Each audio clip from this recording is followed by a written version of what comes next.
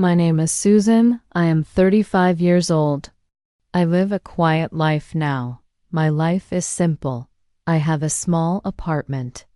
I work in a library downtown. This is my story.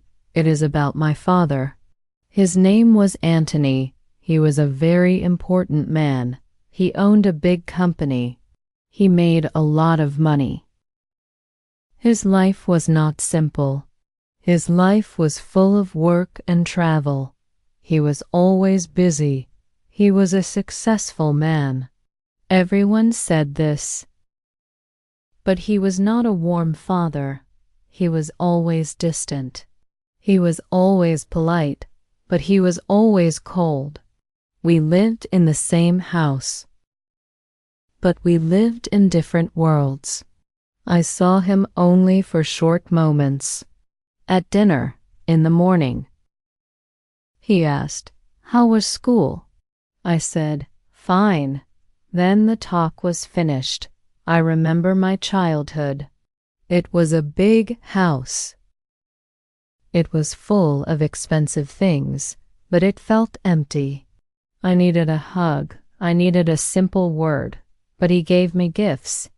He bought me a new bike. He bought me a computer. He thought money was love. I thought money was a wall between us. He passed away 3 months ago. It was very sudden. I felt sad, yes. But I felt something else too. It was regret, a deep, heavy feeling. We never had a real talk. We never said, "I understand." We never said, "I love you." The words stayed inside. Now he is gone, and the words are only silence.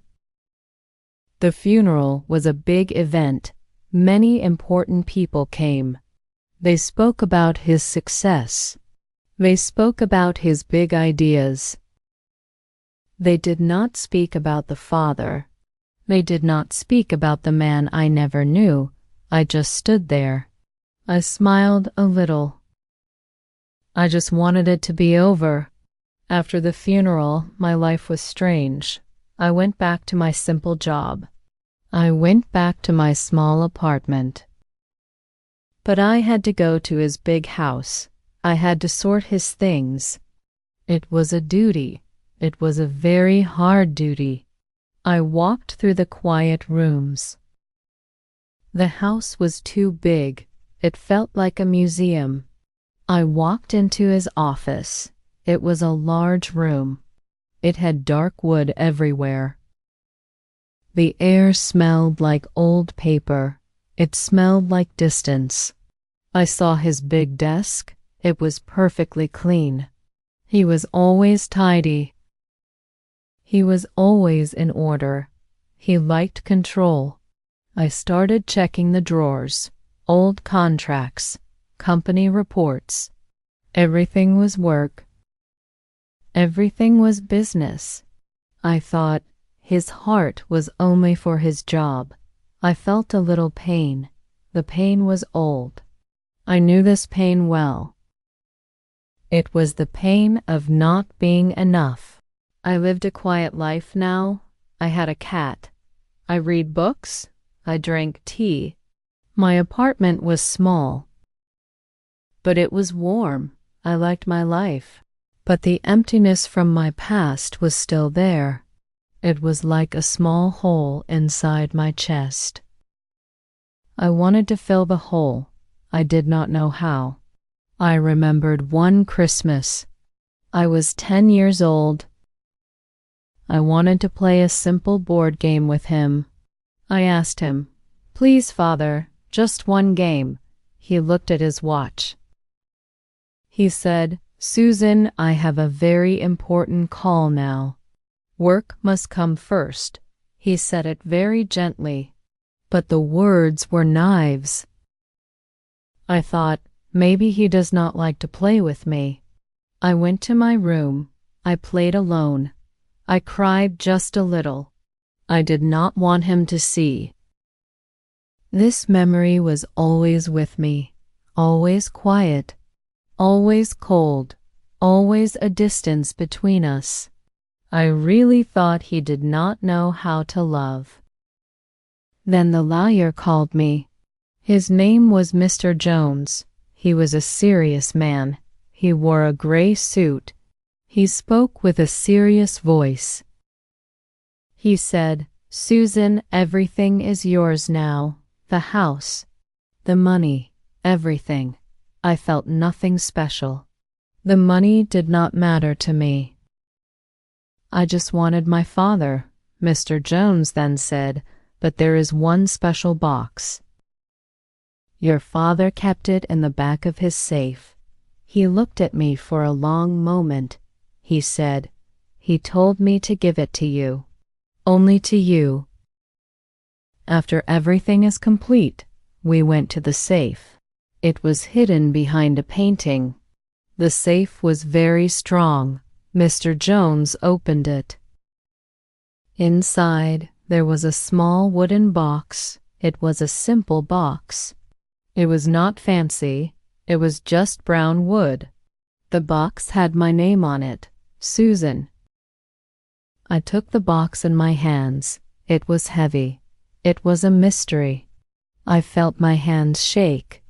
I said, "Thank you, Mr. Jones." He left the room quietly.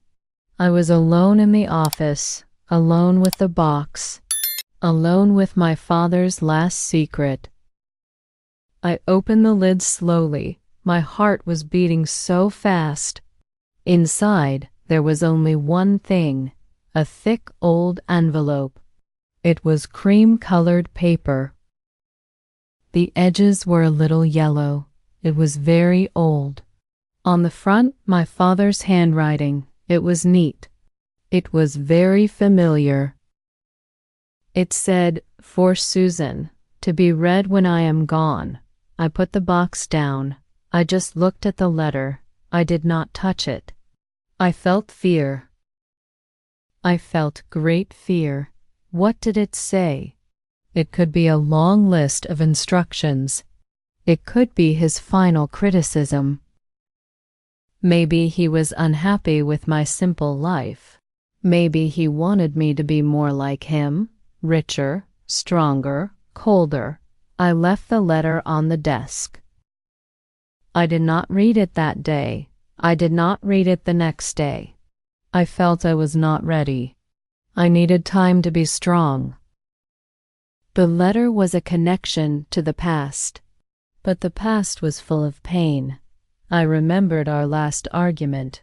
It was small. It was a silly thing. I told him I liked my library job. He frowned.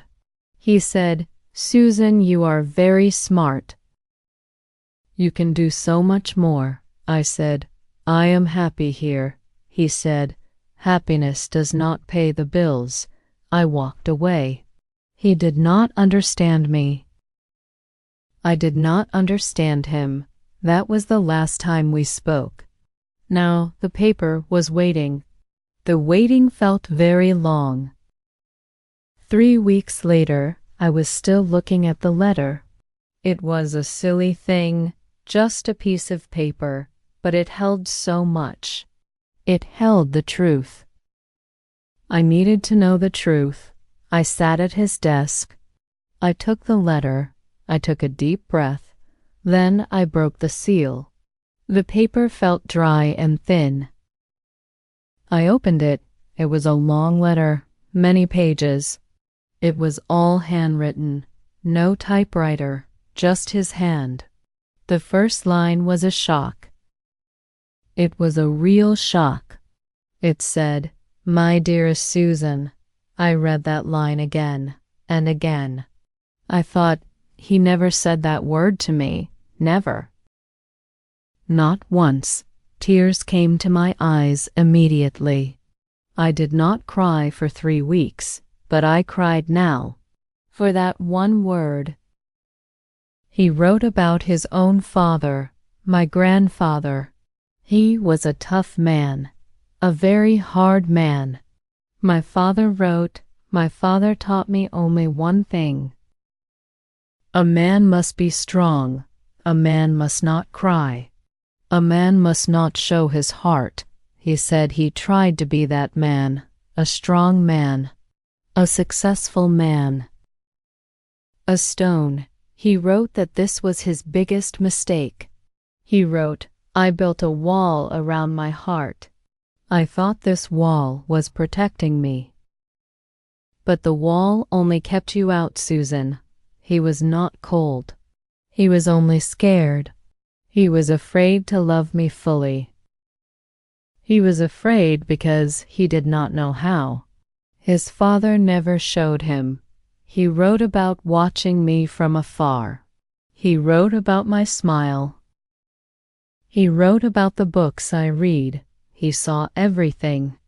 I never knew he saw. I thought he was only focused on his work. He wrote about my simple life, my library job.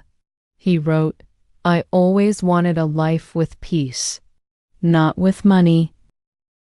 I was jealous of your quiet peace." This was the turning point. The letter was not a criticism. It was a confession. It was an apology. It was a secret. I believed him. I really did. I had always seen a strong man. Now I saw a scared boy. A boy who became a scared man. I finally understood him. The distance was not hate. The distance was only fear. He loved me. He loved me, but he did not know how to say it. The paper was getting wet from my tears. I continued reading the letter. It was his whole life, a life of regret. He wrote about a time when I was 6 years old. I had a high fever. I was very sick. I was in bed for many days. He never left the house. He never went to work. I did not know this.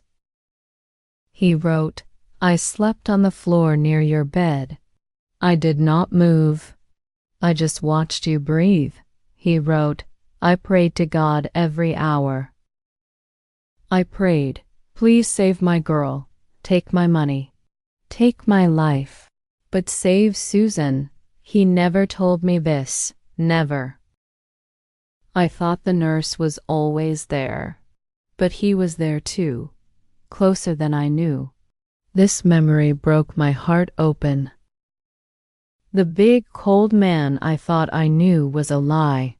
The real man was a father who was praying on the floor, a father who was terrified. This was the moment of climax, the most intense emotion, the pain and the love mixed together.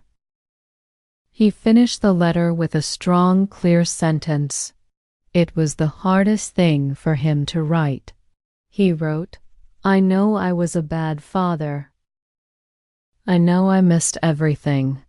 I never said I love you. I was wrong. I was so wrong. Please, Susan, please find it in your heart to forgive me." I held the paper to my chest. I cried loud now. I finally cried the tears I held for 35 years. They were tears of sadness, but they were also tears of relief. The stone in my chest was gone. My father loved me. He loved me all the time. His last act was to break his own wall. He sent me his real self. I whispered to the empty room, "I forgive you, Father. I forgive you." The silence in the office felt different now. It felt peaceful. I read the letter many times.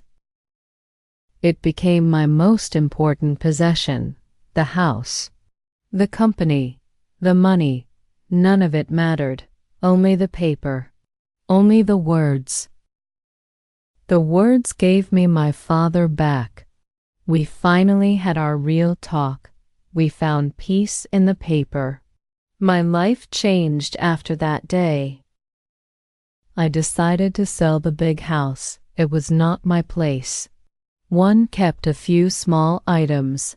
His favorite book, A simple photo of him smiling when he was young. And the letter. I framed the first line, "My dearest Susan." I hung it in my small, warm apartment. I continued my job at the library. I still read books. I still drink tea, but I am different now. I am more open. I talk about my feelings. I call my friends. I tell them that I love them. I do not want to be a stone. I do not want to build a wall. I learned a great lesson from my father's life. The lesson is simple. Do not wait. Do not wait for a letter. Do not wait for the end. If you love someone, say it today. Say it simply. Say it clearly. Say it with your own voice. Do not let fear stop you. Do not let old habits control you. Love is not about being strong. Love is about being real. I look at the frame line every morning. It reminds me. It reminds me that hidden love is pain. Open love is freedom. My father gave me a great legacy. Not money, but the strength to be real. Now I am real. I am happy. I have peace. If you liked this story, subscribe to the channel and see the next story to learn even more.